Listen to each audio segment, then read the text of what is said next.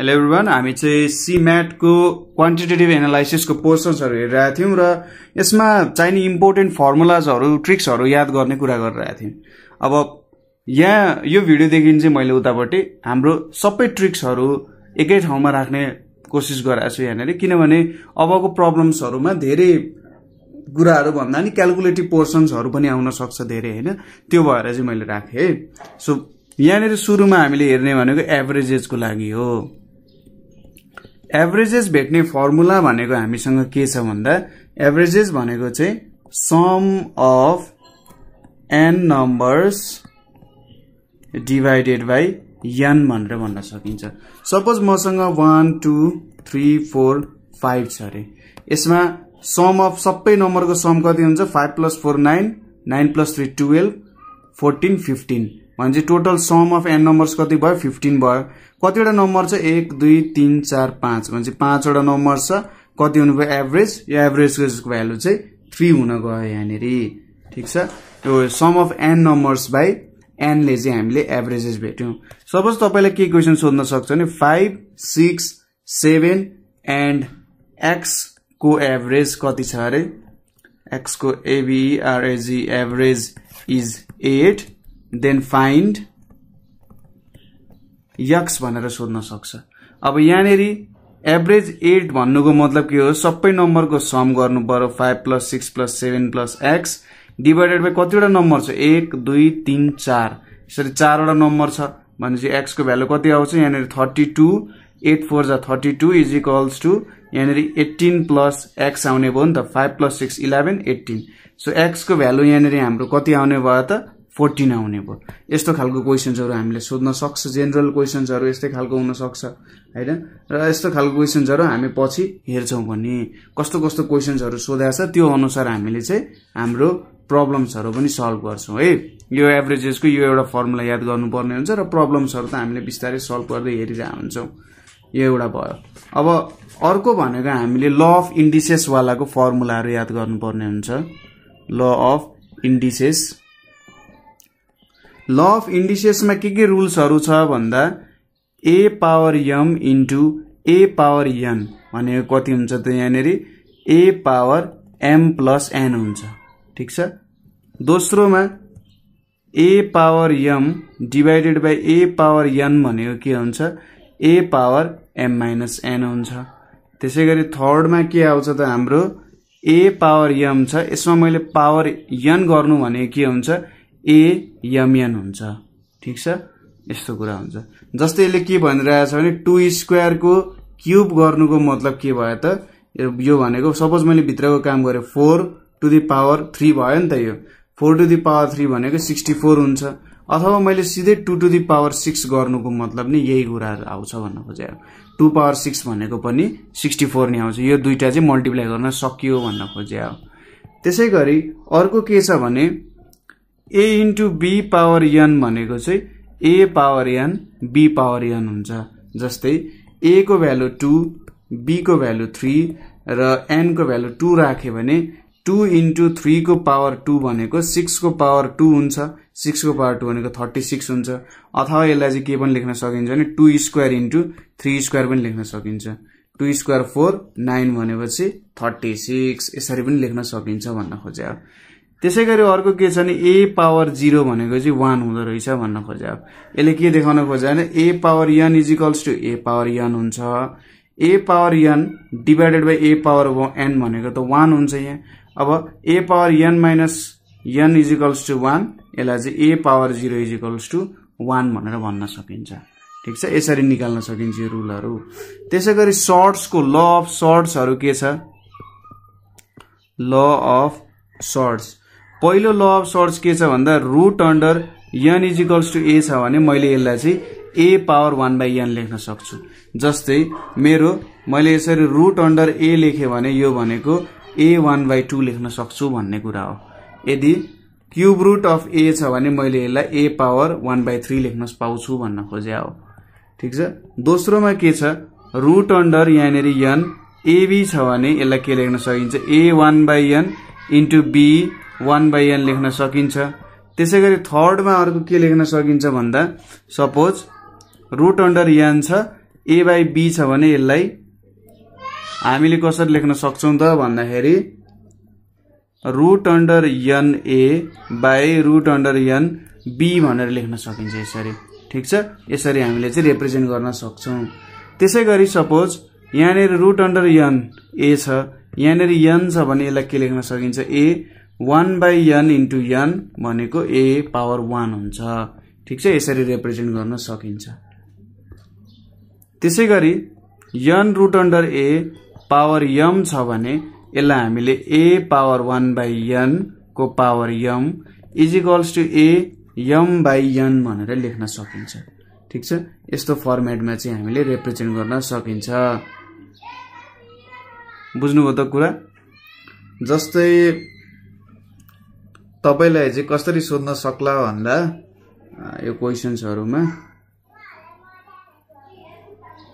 Suppose यसरी सोध्न सक्छ। सपोज एउटा क्वेशन छ इभ्यालुएट भनेर सोध्ला। इभ्यालुएटमा यहाँनेर तपाईलाई 256 0.16 सोध्यो इन्टु 16 पावर 0.18 सोध्यो भने कसरी क्याल्कुलेसन गर्ने भन्ने कुरा आउन सक्छ। अब क्याल्कुलेटरमा तपाईले सिधै हान्नु होला, त्यो पनि ठिकै छ। अब यहाँनेर हेर्नुस् त, यो 256 भनेको त 16 को स्क्वायर हो हैन। 16 को स्क्वायर भएपछि मैले यहाँनेर के लेखे इज इक्वल्स टु 16 को स्क्वायर 0.16 इन्टु 16 0.18 लेखे। अब यो 2 र यो 0.16 त मल्टिप्लाई हुन्छ, सो 16 पावर 0.32 इन्टु 16 पावर 0.18। र पहिलो मेरो नियम अनुसार यदि यो सेम छ, यो दुईटा भ्यालु सेम छ भने त्यहाँनेरको पावर एड हुन्छ। 16 0.32 प्लस 0.18 भनेको 16 0.5। यो भनेको त अब मैले 16 1/2 लेख्न सक्छु। भनेपछि यो भनेको त हाम्रो यो नियम अनुसार हेर्नु त √16 भनेको यहाँबाट कति आउँछ 4 आउँछ। ठीक छ, तपाईहरुलाई जेनरली यस्तो टाइप्सको क्वेशनहरु सोध्न सक्छ र हामी यस्तो टाइपको क्वेशनहरु धेरै क्वेशनहरु हामी सल्भ गर्छौं। ठीक छ, यसरी बुझ्न सकिन्छ यो कुराहरु। त्यसैगरी अब अर्को भनेको चाहिँ हामीले सेट्सहरुको पनि हेर्छौं। ठीक छ, सेट्सहरुको कुरा पनि हेर्छौं। सेट्सहरुको कुरामा के छ, पहिलो कुरा भनेको युनियन अफ सेट्स भनेर छ। युनियन अफ सेट्स भनेपछि कस्तो हो भन्दा सपोज हामीले दुईटा सेट A एन्ड B छ, A र A युनियन B लेख्नु भनेको A र B मा पर्ने सबै एलिमेन्ट्सहरुलाई चाहिँ लेख्नु। ठीक छ, लेख्ने, त्यसपछि जुन जुन डुप्लिकेट एलिमेन्ट छ त्यसलाई एकचोटी मात्र लेख्ने। सपोज सिम्पल मैले तरिका बुझाए, A इज इक्वल्स टु 1 2 3 छ र B इज इक्वल्स टु 2 3 4 छ भनेपछि A युनियन B गर्दा के हुन्छ भन्दा A मा पर्ने एलिमेन्ट्सहरु र B मा पर्ने एलिमेन्ट्सहरु दुईटैलाई लेख्नु पर्यो। 1 2 3 2 3 4 लेख्ने। अब यहाँनेरि कमन एलिमेन्ट्स कुन कुन छन् हेर्दा 2 2 कमन छ, 3 3 कमन छ भन्छ एउटा 2 लाई काट्ने। यदि जोस कस्तो गर्नु पर्यो भन्दा एउटा बाहेक अरु सबै काट्दिने। ठीक छ, कति आयो त अब 1 2 3 4 आयो। यसरी चाहिँ हामीले युनियन हेर्न सक्छौं। यसलाई यो U ले डिनोट गर्छ। दोस्रो कुरा भनेको इन्टरसेक्सन अफ सेट्स। त्यही माथिको सेट्स हेरौं। इन्टरसेक्सन अफ सेट्समा भनेको A र B दुईटै सेट्समा कमन आउने, यसलाई चाहिँ यसरी ले रिप्रेजेन्ट गर्छ यो भ्यालुले। A इन्टरसेक्सन B भनेको A र B मा के कमन एलिमेन्ट छ त भन्दाखेरि 2 र 3 कमन छ दुईटैमा, भनेपछि यहाँनेरि 2,3 लेख्नु पर्यो। ठीक छ, यो भयो।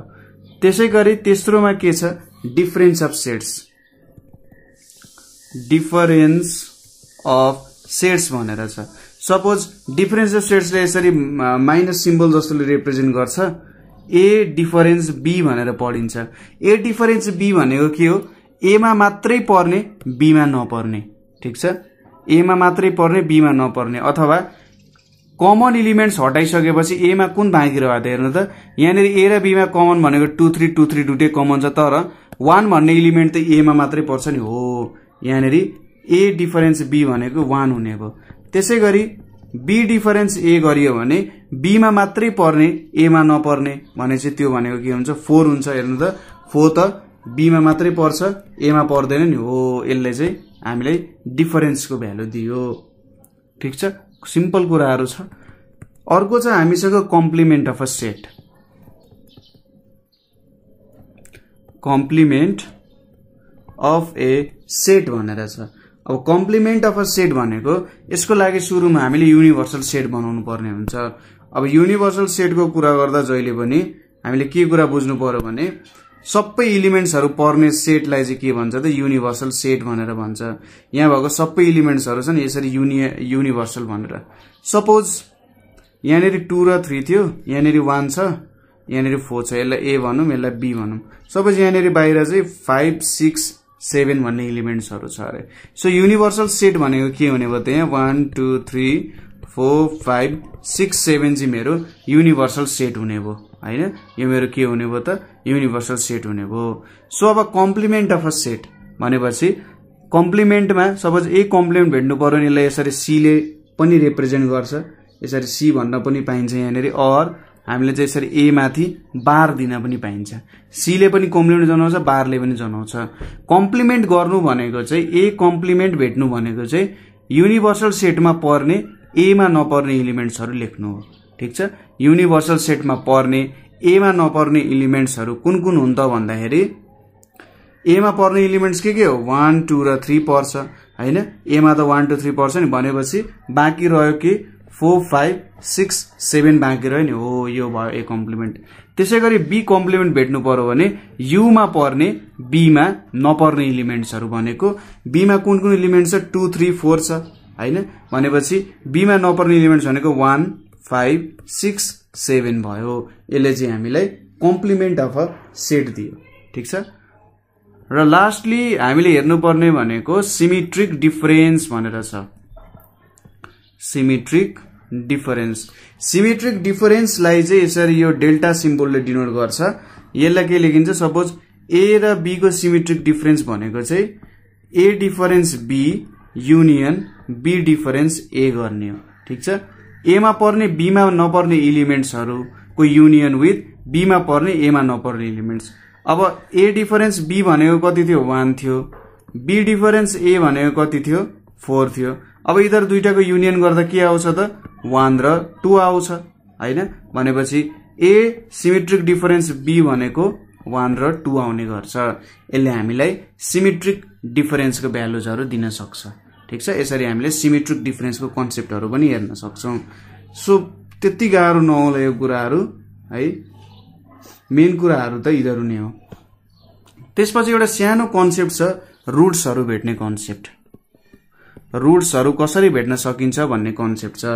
सपोज यसको लागि हामीले एउटा क्वाड्रेटिक इक्वेसन लियौं ax² plus bx plus c = 0 भन्ने इक्वेसन लियौं। क्वाड्रेटिक इक्वेसन भन्छ है यसलाई। यसलाई के भन्छ त क्वाड्रेटिक इक्वेसन। क्वाड्रेटिक भनेपछि यसको दुईटा रुट्सहरु छ भन्ने कुरा हामीले बुझ्नु पर्ने हुन्छ। ठीक छ। के त यसको दुईटा रुट्सहरु छ। दुईटा रुट्सहरु के छ, अब त्यसको लागि हामीसँग फर्मुला छ। सपोज मैले a कमन लिए, a कमन लिए भने यहाँ x² आउँछ, यहाँ b/a आउँछ, यहाँ x आउँछ, यहाँ पट्टि c/a आउँछ = 0 भयो। अभियस कुरा a क्यान्सल a क्यान्सल हुने भयो। अनि यहाँनेरि x² plus b/a x plus c/a = 0 हुन जान्छ। अब सपोज मैले यो इक्वेसनको रुटलाई अल्फा र बीटा भनेर माने। ठीक छ। दुईटा रुट्स हुन्छ, एउटा रुट अल्फा भयो, अर्को रुट बीटा भयो भने अल्फा प्लस बीटा अथवा सम अफ रुट्स भनेको के हुन्छ, सम अफ रुट्स भनेको चाहिँ -b/a हुन्छ। ठीक छ। यो -b/a हुन्छ। त्यसैगरी a अल्फा इन्टु बीटा अथवा product of roots, product of roots भनेको चाहिँ के हुन्छ, यहाँनेरि c/a ले प्रोडक्ट अफ रुट्स दिन्छ। ठीक छ। यहाँनेरि -b/a ले सम अफ रुट्स दिन्छ, a इन्टु b ले प्रोडक्ट अफ रुट्स दिन्छ। ठीक छ। अब एक दुईवटा अर्को कुरा छ लाइन्सहरु सम्बन्धी। युनिक सोलुसन मैले थ्योरी भन्दैछु, प्रब्लमहरु आएपछि म प्रब्लमहरु पनि सल्भ गर्छु। युनिक सोलुसन, त्यसैगरी इन्फिनाइट सोलुसन, इन्फाइनाइट सोलुसन र लास्टली छ नो सोलुसन। युनिक सोलुसन भनेको चाहिँ के हो भन्दा एउटा मात्रै सोलुसन आयो भने, ठीक छ, कुनै दुईटा इक्वेसन हामी सल्भ गरिरहेका छौं, त्यसको एउटा मात्रै सोलुसन आउँछ भने त्यो भनेको युनिक सोलुसन हुन्छ। जस्तै कस्तोको आउन सक्छ, यो दुईटा लाइन भयो, यो दुईटा लाइन त एउटै पोइन्टमा इन्टरसेक्ट भइरहेछ नि, धेरैवटा पोइन्ट्समा हैन, एउटा पोइन्टमा इन्टरसेक्ट भइरहेछ हो, यस्तोलाई चाहिँ युनिक सोलुसन भन्छ। इन्फाइनाइट सोलुसन भनेको चाहिँ लास्टै धेरै अति नै धेरै सोलुसनहरु आयो नि इन्फाइनाइट। यो कति बेला आउँछ, दुईटा लाइन्सहरु यसरी कोलिनियर भयो भने, दुईटा लाइन्सहरु एउटा माथि अर्को नै रन गरिरहेछ भने कोलिनियर, प्यारलल पनि हैन, कोलिनियर भएको बेला चाहिँ इन्फाइनाइट। ठीक छ, कोलिनियर भएको बेला, कोलिनियर भएको बेला आउँछ। ठीक छ, infinitely many solution. No solution भनेको चाहिँ प्यारलल लाइन्सहरुमा, प्यारलल लाइन्समा। सपोज यो दुईटा लाइन छ यसरी प्यारलल भने यिनीहरु दुईटामा त केही पनि कमन छैन भनेपछि त्यसलाई नो सोलुसन भन्छ। एकदमै धेरै सोलुसन भयो इन्फाइनाइटली मेनी भने त्यो इन्फाइनाइट सोलुसन हुन्छ, नभए त्यो चाहिँ के हुन्छ त नो सोलुसन हुन जान्छ। ठीक छ, यसको प्रब्लम्सहरु हामीले सल्भ पनि गर्छौं। ठीक छ, जस्तै यसलाई के पनि भन्न सकिन्छ भन्दा सपोज टु इक्वेशन्स सल्भ गरौं। ठीक छ, टु इक्वेशन्स सल्भ गरौं, दुईटा इक्वेशन्स सल्भ गरौं। यदि 0 = 0 आयो भने इन्फाइनाइटली मेनी सोलुसन्स भयो, इन्फाइनाइटली मेनी सोलुसन्स भयो। त्यसैगरी 0 = a भनेर आयो भने नो सोलुसन हुन्छ। ठीक छ, जहाँ a चाहिँ नट इक्वल्स टु 0 छ त्यस्तो आयो भने, अनि अरु के आयो भने यो दुईटा बाहेक अरु कुनै कन्डिसन आयो भने त्यसमा चाहिँ के छ त एउटा सोलुसन छ भन्ने कुराहरु हामीले बुझ्न सक्छौं। ठीक छ, यो कन्डिसन्सहरु पनि तपाईहरुले चाहिँ याद गर्नुपर्ने हुन्छ, यो कुराहरु तपाईहरुले बुझ्नुपर्ने हुन्छ। प्रब्लम सल्भ गर्दा यो सबै कुराहरु आइहाल्छ। ठीक छ, यो कुराहरु भयो। अब सिक्वेन्स एन्ड सिरिजको कुराहरु छ। सिक्वेन्स एन्ड सिरिजमा एकदमै सिम्पल कुराहरु छ, त्यस्तो केही पनि गाह्रो कुराहरु छैन यहाँनेरि। सिक्वेन्स एन्ड सिरिज,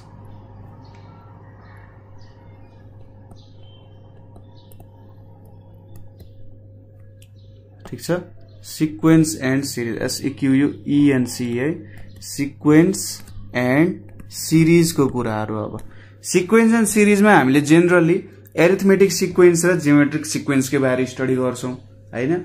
अब एरिथमेटिक सिक्वेन्स भनेको के हो त भन्दा सुरुमा त के छ त एरिथमेटिक सिक्वेन्स भनेर छ। अब एरिथमेटिक सिक्वेन्समा के हुन्छ पहिलो कुरा भन्दा यसमा चाहिँ टर्म्सहरु बीच के हुन्छ, कमन डिफरेन्स हुन्छ। Suppose A1 A2 A3 A4 यसरी एलिमेन्ट्सहरु चाहिँ एरिथमेटिक सिक्वेन्समा छन् भने A2 - A1 = D हुन्छ, A3 - A2 भनेको D हुन्छ, A4 - A3 भनेको D, अथवा यो D लाई चाहिँ के भन्छ त कमन डिफरेन्स भन्छ। प्रत्येक कन्सिक्युटिभ एलिमेन्ट्सहरु बीच एउटा सर्टेन कमन डिफरेन्स भयो भने एरिथमेटिक सिक्वेन्स हुन्छ।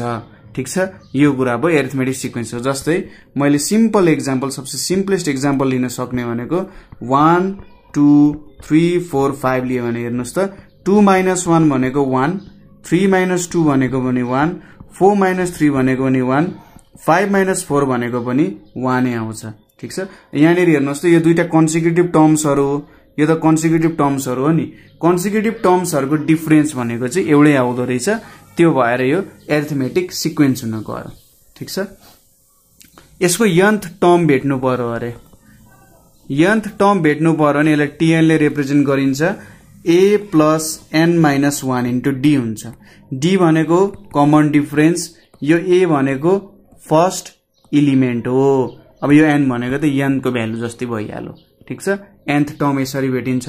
त्यसैगरी सम अफ n टर्म्स भेट्नु पर्यो, सम अफ n टर्म्स भेट्नु पर्यो भने हामीले के युटिलाइज गर्छौं त, यस n = n/2 2a + n - 1 * D को रुल युज गर्छौं। माथिको जे कुराहरु यहाँ पनि त्यही कुरा हो, तर यसले चाहिँ सम भेट्छ। यसले चाहिँ के भेट्छ त, सपोज मैले यहाँबाट के भेट्न सक्छु, मेरो 5th एलिमेन्ट के हो भनेर भेट्नु पर्यो भने मैले यहाँनेरि n को भ्यालु 5 राख्छु। मेरो 6th एलिमेन्ट भेट्नु पर्यो भने मैले n को भ्यालु 6 राख्छु। 7th भेट्नु पर्यो भने 7 राख्छु नि। अब मैले चाहिँ 7 वटा टर्मको 7 वटा टर्मको सम के हो भनेर भेट्नु पर्यो नि यो युज गर्छु। ठीक छ, 7 वटा भनेपछि A1 प्लस A2 हुँदै A7 सम्मको टर्म्सहरु सबैको सम गर्नु पर्यो नि कति हुन्छ भनेर भेट्दा चाहिँ यो फर्मुला युज गर्छु मैले। ठीक छ, कुरा बुझियो। जस्तै मैले यही सिरिज लिए 1 छ 2 छ 3 छ 4 छ 5 छ 6 छ अरे। अब मैले 7th टर्म भेट्नु पर्यो अरे। T7 भेट्नु पर्यो भने फर्स्ट टर्म त मेरो 1 छ, सो A को भ्यालु 1 राखे। 7 माइनस 1 कमन डिफरेन्स 1 छ भनेपछि कति आउँछ 1 प्लस 6 इज इक्वल्स टु 7 आउँछ। 7 भयो। त्यसैगरी सम अफ कति त 7 वटा टर्मको सम भेट्नु पर्यो भने n को भ्यालु 7 छ, 7/2 2 इन्टु A को भ्यालु 1 छ, n को भ्यालु कति छ, n को भ्यालु 7 छ, 7 माइनस 1 इन्टु 1 यो भनेको कति आयो 7/2 2 प्लस 6 भनेपछि 7/2 इन्टु 8 2 4 जा 8 7 4 जा 28 आउने भयो। अब यसको सम कति आउँछ त 1 प्लस 2 3 3 प्लस 3 6 6 प्लस 4 10 10 प्लस 5 15 15 6 21 21 7 28 हो। यस्तो खालको निकाले हामीले सम निकाल्न सक्छौं यहाँबाट।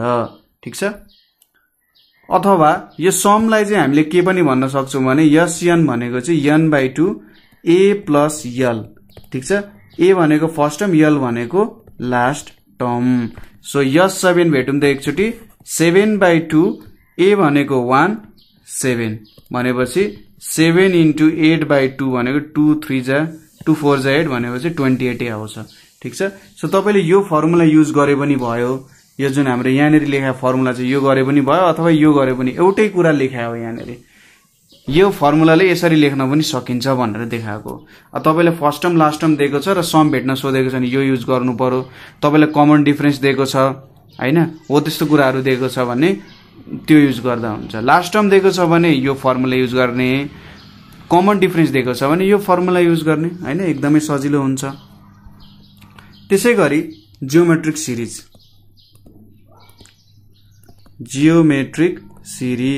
जियोमेट्रिक सिरिजमा के हुन्छ भने suppose A1 A2 A3 A4 A5 भन्ने टर्म्सहरु छ भने A2/A1 is equals to R हुन्छ। त्यसैगरी A3/A2 is equals to R हुन्छ। A4/A3 भनेको पनि R नै हुन्छ। यसको मतलब दुईटा कन्सिक्युटिभ टर्महरुको रेशियो चाहिँ के हुन्छ जहिले पनि कमन हुन्छ र यो R लाई के भनिन्छ कमन रेशियो भनेर भनिन्छ। दुईटा कन्सिक्युटिभ टर्म्सहरुको रेशियो जहिले पनि सेम हुन्छ र यसलाई चाहिँ कमन रेशियो भनेर भनिन्छ जियोमेट्रिक सिरिजमा। जस्तै 2 4 8 16 32 गरे भने 4/2 भनेको 2 आउँछ, 8/4 भनेको 2 आउँछ, 16/8 भनेको 2 आउँछ, 32/16 भनेको पनि 2 आउँछ। सो यो प्रत्येक कन्सिक्युटिभ नम्बर्सहरु बीच रेशियो कमन रहेछ भनेपछि यो एउटा जियोमेट्रिक सिरिज हुन सक्यो। अब यसको nth टर्म Tn भेट्नु पर्यो भने A R पावर n-1 जहाँ R भनेको चाहिँ कमन रेशियो भयो र A भनेको हाम्रो फर्स्ट टर्म हुन गयो। सपोज मैले यसको T1 2 3 4 5 6 T6 भेट्नु पर्यो भने फर्स्ट टर्म 2 छ, R को भ्यालु 2 छ, 2 पावर यहाँनेरि 6 माइनस 1 भनेको 2 पावर 6 आयो भनेको कति आउँछ त यहाँ 64 आउँछ। ठीक छ, यसरी मैले nth टर्म यहाँबाट भेट्न सक्छु यो फर्मुला युज गरेर। त्यसैगरी सम भेट्नु पर्यो अरे, सम भनेको के हुन्छ A R power n-1 R-1 use गर्न सकिन्छ यदि R को भ्यालु ग्रेटर देन 1 छ, अथवा हामीले A 1 minus R power n 1 minus R यदि R को भ्यालु लेस देन 1 छ। ठीक छ, ग्रेटर देन 1 भयो R को भ्यालु कमन रेशियो को भ्यालु भने यो फर्मुला युज गर्ने, लेस देन 1 भयो भने यो फर्मुला युज गर्ने हैन, एकदमै सजिलो भयो। सो यहाँबाट अब के देखिन्छ त हेर्नुस् त, यसको लागि लगाऊ R ग्रेटर देन 1 छ 2 छ नि त, 2 भनेको ग्रेटर देन 1 भयो भनेपछि 2 इन्टु सपोज मैले 4 वटा टर्मको लागि मात्रै गरे किनभने अलिकति लेन्दी हुन सक्छ। सो यस 4 गरे भने यहाँनेरि 2 इन्टु 2 को पावर 4 माइनस 1 2 माइनस 1 कति आउँछ 2 इन्टु 2 to the 4 4 16 16 15 आयो भनेपछि 30 आइपुग्यो अब यहाँ हेर्नुस् 2 4 6 6 8 14 14 16 30 आइपुग्यो ठीक छ। त्यसैगरी अब अर्को भनेको इन्फाइनाइट जियोमेट्रिक सिरिज छ। इन्फाइनाइट जियोमेट्रिक सिरिज छ। इन्फाइनाइट जियोमेट्रिक सिरिजमा के हुन्छ, सपोज तपाईको जियोमेट्रिक सिरिजको कमन रेशियोको एब्सोल्युट भ्यालु चाहिँ लेस देन 1 छ रे, एब्सोल्युट भ्यालु है। जस्तै -2 पनि हुन पाएन, -2 लेस देन 1 हो ठीक छ, -2 लेस देन 1 हो, तर यसको एब्सोल्युट भ्यालु त के छ त, लेस देन 1 त छैन हैन। सो लेस देन 1 नै हुनु पर्यो त्यसको एब्सोल्युट भ्यालु हो। त्यति बेला चाहिँ कमन रेशियो लेस देन 1 भयो भने हामीले यो युज गर्न सक्छौं। सो यस इन्फिनिटी यानेरी यस इन्फिनिटीले चाहिँ सम डिनोट गर्छ। सो a/1 - r युज गरिन्छ यहाँनेरि कति बेला r लेस देन 1 हुँदा। जस्तै 1 छ, 1/2 छ, 1/4 छ, 1/8 छ। हेर्नुस् त 1/2/1 भनेको 1/2 हुन्छ, यसको दुईटाको कमन रेशियो भने 1/2 त लेस देन 1 छ भनेपछि फर्स्ट एस इन्फिनिटी भनेको के हुन्छ, फर्स्ट टर्म भनेको 1 छ, 1 - 1/2 इज इक्वल्स टु 1/1/2 भनेको 2 आउँछ। हो यहाँनिर हेर्नुस् त यो चाहिँ इन्फाइनाइट जियोमेट्रिक सिरिज, यो चाहिँ इन्फाइनाइटली मेनी टर्म्सहरुसम्म जान्छ, यो कहीँनेर रोकिन्छ भन्ने छैन। इन्फाइनाइटली मेनी टर्म्सहरुसम्म गयो भने चाहिँ यसले हामीले के दिने भयो त, इन्फाइनाइट जियोमेट्रिक सिरिज दिने भयो ठीक छ। यति भयो हाम्रो इन्फाइनाइट जियोमेट्रिक सिरिजको कुराहरु। सजिलो छ, त्यस्तो गाह्रो छ भन्ने कुराहरु त यहाँनिर केही पनि छैन है। एकदमै सजिलो तरिकाले हामीले यहाँनिर कामहरु गर्न सकिन्छ ठीक छ। अब अर्को हामीले के सोध्छ त यहाँनिर भन्दा मेनली यही कुराहरु नै सोध्ने हो हैन। यहाँनिर के कुराहरु यस्तै कुराहरु मेनली सोध्छ। अर्को थ्योरीको भिडियो भयो भने मैले अरु कुराहरु कन्सेप्ट्सहरु भेटे भने चाहिँ म तपाईहरुलाई अर्को भिडियोमा भन्छु है ठीक छ। सो आजको लागि यति नै गरौँ। यहाँनिरको थ्योरीहरु चाहिँ तपाईहरुले मजाले बुझ्नु होला, यही कुराहरु हो सिम्याटको एक्जाममा यो भन्दा बाहिर थ्योरीहरु नसोध्ला हैन। तर अब म्याट्रिक्सहरुको कुराहरु आउन सक्छ, त्यो म्याट्रिक्सहरुको कुराहरुमा तपाईहरुलाई त्यस्तो थ्योरीहरु आए पनि म म्याट्रिक्सहरुको थ्योरी, प्रोबेबिलिटीको थ्योरीहरु, किनभने त्यो कन्सेप्टहरुमा चाहिँ थ्योरी भन्दा नि प्र्याक्टिकली क्वेशन्सहरु एप्लाई गर्दा गर्दै त्यो थ्योरीहरु आउँछ के। मैले प्र्याक्टिकली एप्लाई गराउँदै जाँदाखेरि क्वेशन्समा एप्लाई गराउँदै जाँदा त्यहाँनिर सबै थ्योरीजहरु आइसक्छ। त्यही भएर चाहिँ त्यो थ्योरीजहरुमा त्यति भित्र जान डिप जान जरुरी छैन है। सो आजको लागि यति नै। Thank you for watching.